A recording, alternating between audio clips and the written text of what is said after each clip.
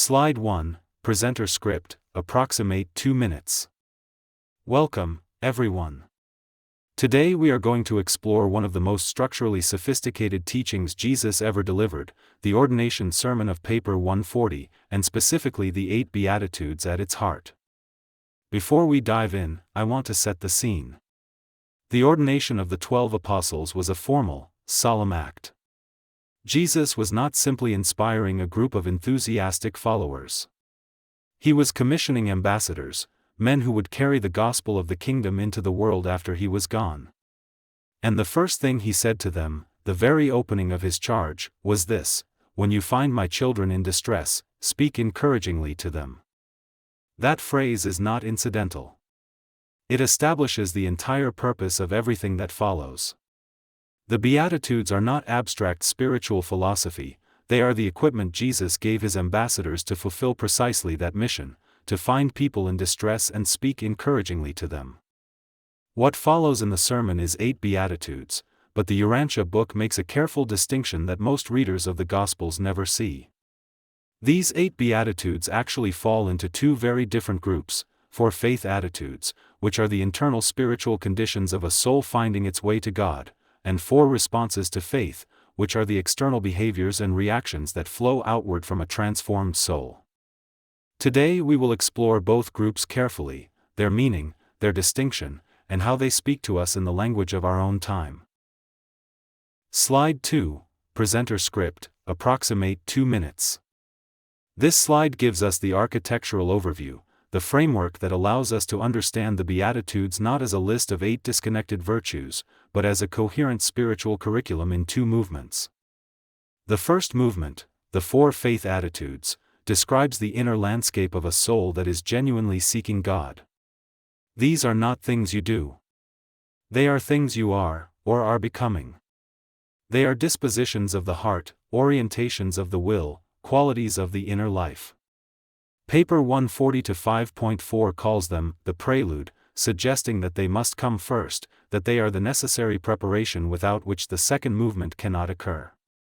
The second movement, the 4 responses to faith, describes how that inner transformation manifests outwardly in the world.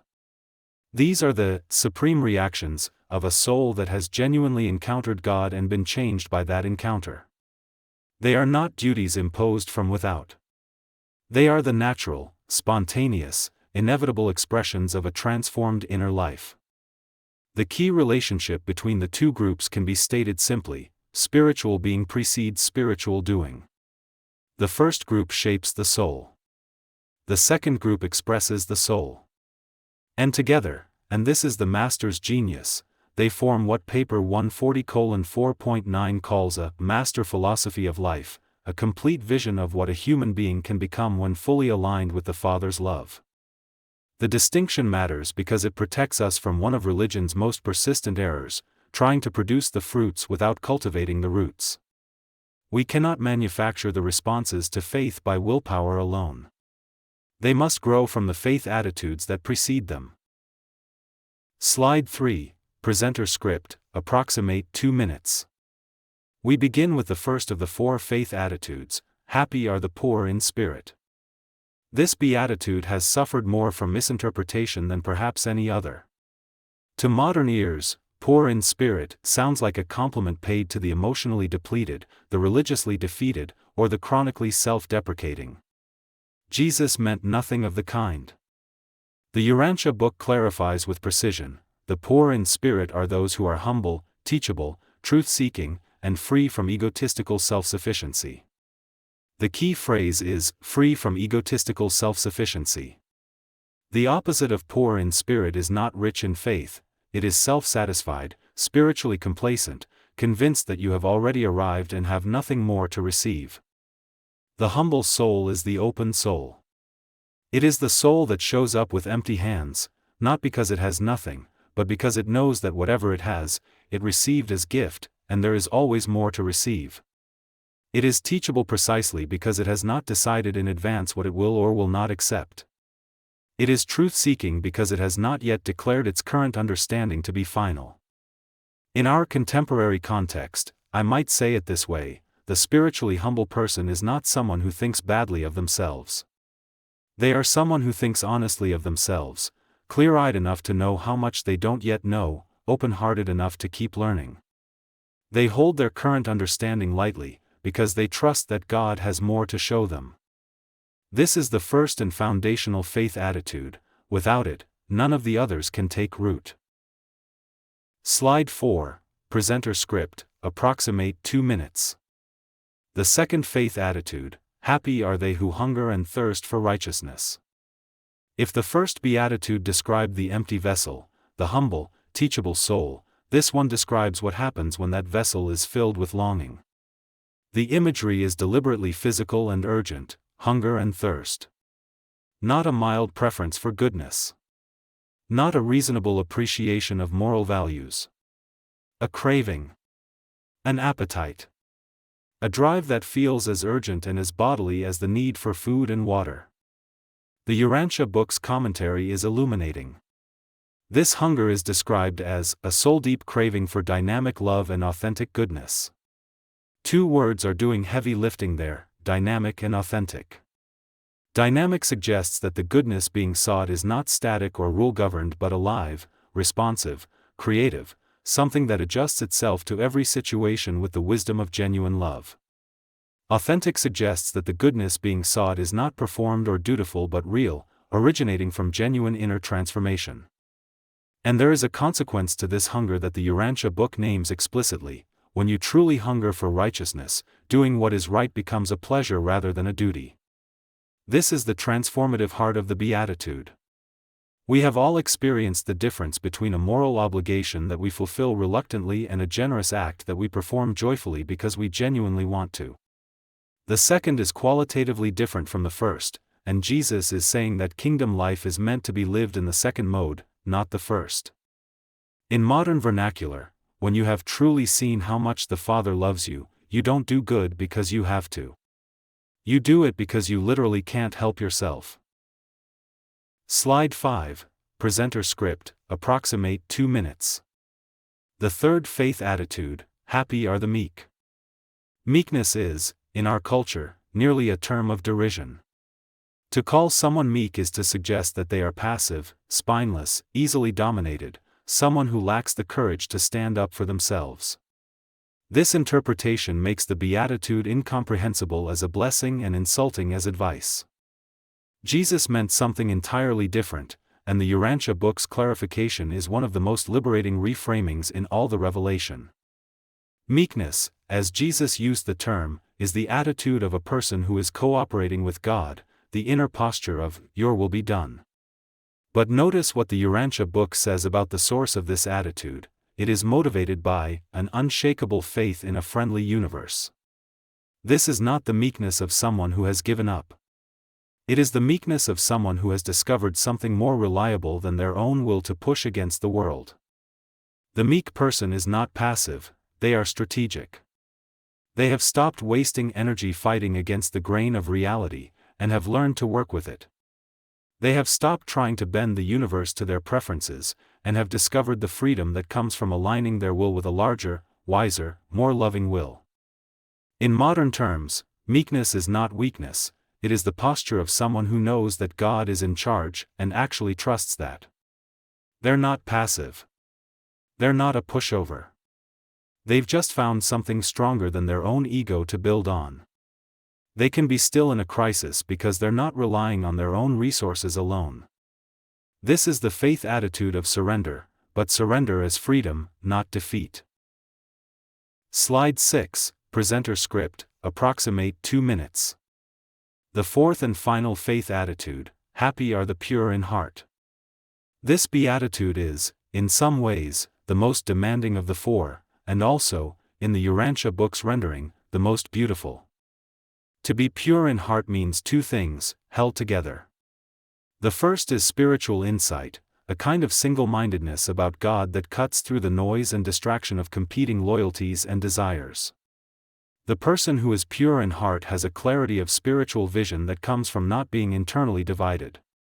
They are not trying to serve two masters at once, not hedging their bets between the kingdom and the world. Their gaze is steady and focused. But the second meaning is the one that most surprises me. The Urantia Book describes purity of heart as an anti-cynical love, having the same faith in people that a parent has in a child, always looking for the best in them. Anti-cynical. That is a striking word choice. In a world that routinely rewards sophistication and punishes naivety, to be anti-cynical is to be genuinely countercultural. The pure in heart person has not been made hard by the hardness of the world. They still look at other human beings and see the divine potential within them, even when that potential is buried under layers of fear, failure, and self-destruction. This is not naivety. It is the vision that comes from actually knowing God, from having genuinely internalized the truth that the Father loves every human being without exception, and seeing others as the Father sees them. In modern terms, the pure in heart person is the one who still believes in people, not blindly, but because they know what people are capable of becoming. Slide 7, Presenter Script, approximate 2 minutes. We turn now to the second group, the 4 responses to faith, and there is an important orientation shift to register as we do. The faith attitudes, as we have explored them, are inward-facing. They describe how the soul relates to God, to truth, to reality itself. They are about the quality of the soul's inner life. They are, in that sense, about receiving humility, receiving longing, receiving the capacity for surrender and pure vision. The responses to faith are outward-facing. They describe how the transformed soul then moves into the world, how it relates to other people, how it handles conflict and suffering, how it behaves in the presence of human need and human hostility.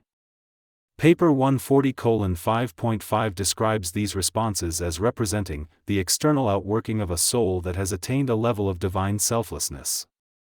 Divine selflessness. That phrase is worth pausing on.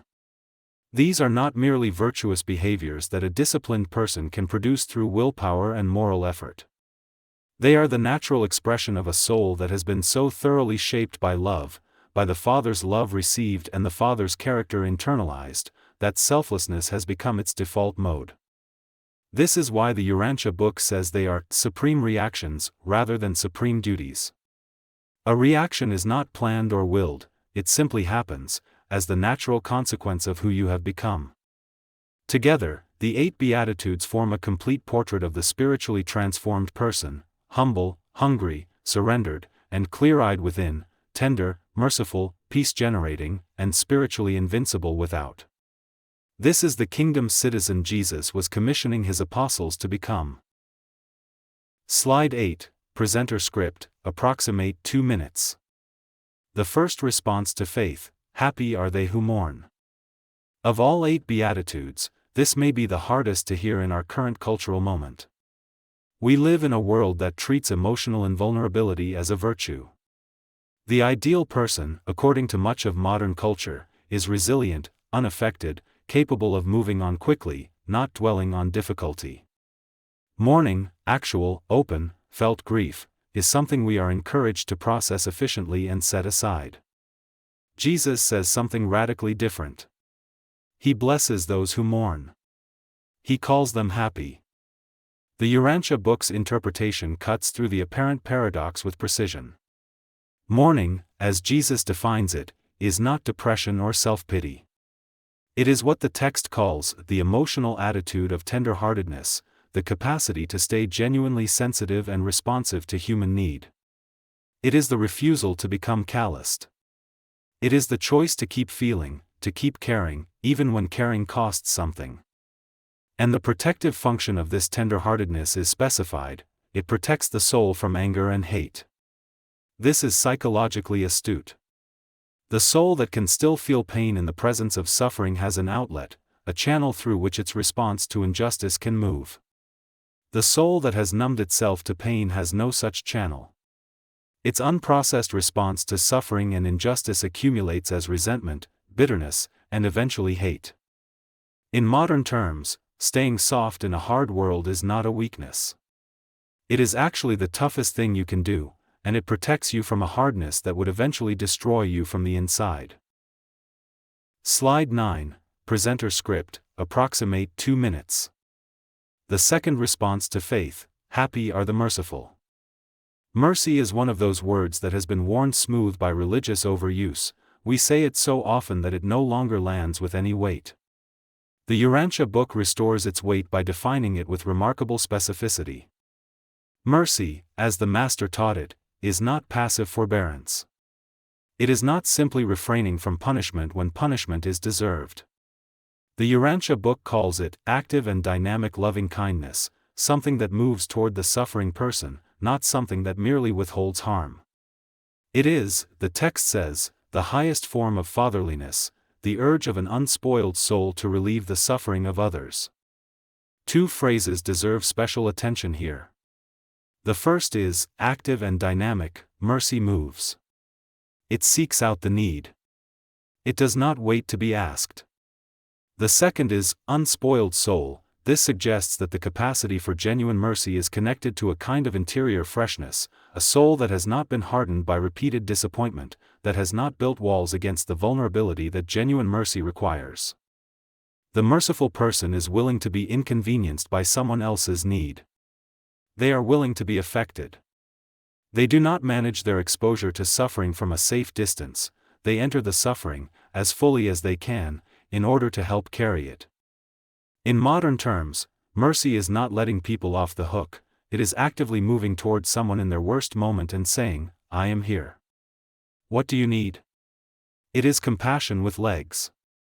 And it comes most naturally to people whose own hearts have been softened by having received mercy themselves. Slide 10, Presenter Script, approximate 2 minutes.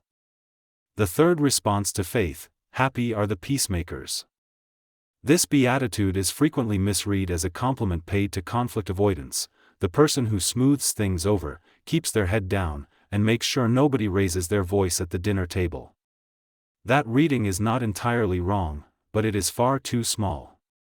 The Urantia Book's description of the peacemaking that Jesus blesses is much larger and more ambitious. It describes a positive peace, not the absence of conflict, but the active presence of something better. It is a peace that integrates the personality, meaning, it begins from within, from a soul that is itself at peace because it is genuinely at peace with God. The text adds that this peace cures distrust and suspicion, and crucially, prevents conflicts rather than just managing them. This distinction between prevention and management is significant. Managing conflicts means dealing with them after they have already broken out. Preventing conflicts means creating the conditions in which they are less likely to arise in the first place, through trust building, through transparency, through the kind of genuine care for others that makes people feel safe rather than threatened. The peacemaker, in this sense, is not a conflict avoider but a culture creator. They bring into every room they enter a quality of presence that makes that room safer, more honest, more connected. They are the people around whom it becomes easier to tell the truth and harder to sustain enmity. In modern terms, the peacemaker is not the person who says, let's not talk about that. They are the person whose very presence makes it possible to talk about anything, because everyone in the room knows they are genuinely safe. Slide 11, Presenter Script, approximate 2 minutes. The fourth and final response to faith, happy are they who are persecuted for righteousness' sake. This beatitude stands alone as the most demanding of all 8, and the Urantia Book frames it as exactly that, the ultimate reaction, the apex expression of a faith that has been so thoroughly tested and proven that it can sustain joy in circumstances that would break most souls. Paper 140:5.20 describes this as remaining joyful and spiritually invincible even when facing false accusations or physical harm because of one's loyalty to the truth. Spiritually invincible. That is an extraordinary claim. It suggests that the soul which has traversed the full sequence of the 8 Beatitudes, which has received the faith attitudes and expressed the responses to faith, has reached a kind of interior stability that external circumstances can no longer fundamentally disturb. This is not stoic indifference. It is not pretending that persecution doesn't hurt. It is something qualitatively different, the discovery that one's center of gravity has shifted from the external to the internal, from circumstance to spirit, from what happens to me to what I am. The person described in this beatitude has found something worth being loyal to, worth being loyal to at genuine cost. And having found it, they have also found a joy that is not contingent on external conditions. They have, as the Master's own life demonstrated, a peace that passes understanding. In modern terms, this is the person who has found something more important than their own comfort. They have found something worth standing for, and having found it, they have also found a freedom that nothing in the world can take away. Slide 12, Presenter Script, approximate 2 minutes. We arrive now at the synthesis, and I want to offer a specific answer to the 2 group questions before we open for discussion. The first question asks, what is the significance of these 2 sets of attitudes? The answer is that together, they describe the complete arc of spiritual transformation. The 4 faith attitudes describe the journey inward, toward God, toward humility, toward surrender, toward clarity of vision. The 4 responses to faith describe the journey outward, toward other human beings, toward the world, carrying the love that has been received. Without the inward journey, the outward behavior becomes moralism, dutiful, effortful, and ultimately depleting. With the inward journey complete, the outward expression becomes natural, the overflow of a life that has genuinely found its source. The second question asks, why are they distinguished? Because distinguishing them protects us from religion's most common error, trying to produce the fruit without cultivating the root. You cannot will yourself into tender-heartedness. You cannot decide, through moral effort alone, to become a genuine peacemaker. These responses emerge from a particular kind of inner life, humble, hungering, surrendered, pure, and that inner life must be genuinely cultivated first. The Master's genius in the ordination sermon is that he gave his apostles not a list of things to do, but a portrait of what to become, and then trusted that the doing would follow from the becoming, as naturally and inevitably as fruit follows from a living root. And his opening words, "When you find my children in distress, speak encouragingly to them," now reveal their full depth. Every one of these 8 Beatitudes is a form of encouragement. Every faith attitude and every response to faith is, in its own way, speaking encouragingly to a world that is in distress. Slide 13, Presenter Script, approximate 2 minutes. We come to the final slide, our reflection on how to bring these ancient teachings into the language of our own time and place. The challenge of ministry is always translation, not translation from Greek or Aramaic into English, but translation from the vocabulary of first-century Palestine into the lived experience of the people in front of you. Jesus was himself a master of this translation. He spoke in parables because parables are the language of life. He used images of seeds and yeast and lost sheep and prodigal sons because those were the images that lived in his listeners' imaginations. For us, the equivalent task is to find the contemporary images that carry the same freight. I want to offer you a sense of how 4 of the 8 Beatitudes might land in modern language, not as definitive translations, but as examples of what the translation work looks like. Poor in spirit, today, hold your current understanding lightly. God always has more to show you than you have yet seen. Hunger for righteousness, today, when your shoulds become wants, when being kind stops feeling like an obligation and starts feeling like oxygen, you have found the kingdom. Mourning, today, staying soft in a hard world is the toughest thing you can do, and it protects you from a hardness that would eventually hollow you out. Pure in heart, today, the pure in heart person is the one who still believes in people, not naively, but because they know what people are capable of becoming. The invitation in the discussion ahead is to find your own translations, the words and images that would carry these truths most directly into the hearts of the specific people you are called to serve. That is the ministry Jesus commissioned. That is the encouragement he asked us to bring.